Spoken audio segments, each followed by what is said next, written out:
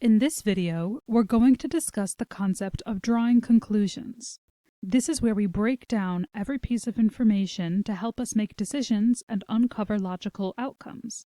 Think of it as the process of piecing together facts to gain a meaningful understanding. We draw conclusions every day of our lives, even if we don't realize it, from deciding to carry an umbrella to deciding who to marry.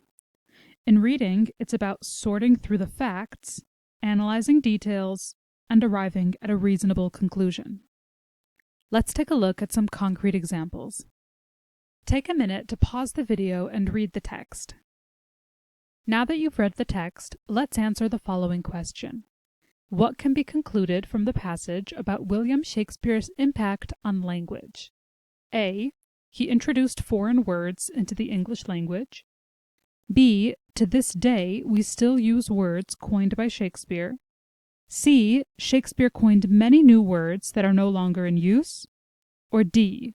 While his plays had cultural significance, they had no linguistic significance. Let's begin by locating where we see Shakespeare's impact on language mentioned in the text. We see this in the fourth sentence, which tells us that his impact on the English language, even today, is immeasurable, coining countless phrases and contributing to the richness of expression.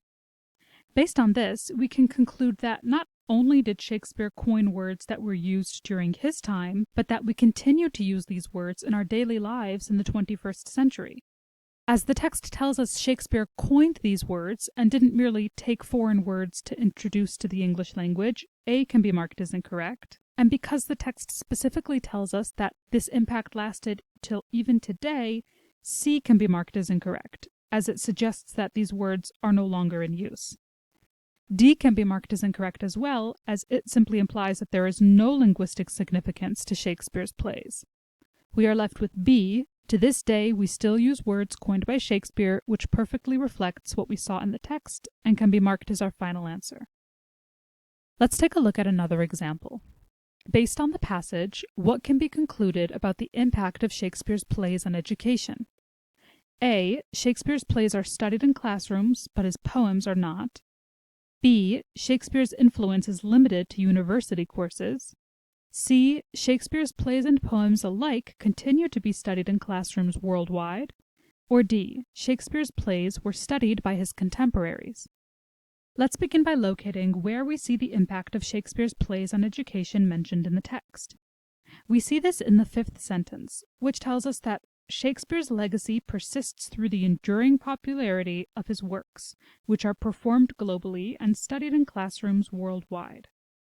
Because the text tells us his works are studied and doesn't specify if this relates to his plays or his poems, we can infer that it's referring to both, and therefore A, his plays are studied in classrooms but not his poems, can be marked as incorrect. Likewise, the text doesn't specify that his works are only studied in university courses, so B can be marked as incorrect as well. Although the text does mention that Shakespeare's works are studied in classrooms today, it makes no mention of if they were studied by his contemporaries, and there's simply not enough information in the passage for us to make that inference. Therefore, D can be marked as incorrect. We are left with C. Shakespeare's plays and poems alike continue to be studied in classrooms worldwide. As we've seen, this is reflected in the fifth sentence of our text. His works are performed globally and studied in classrooms worldwide. Therefore, this can be marked as our final answer. Now that you've got the hang of it, try your hand at drawing conclusions with the mock test questions below.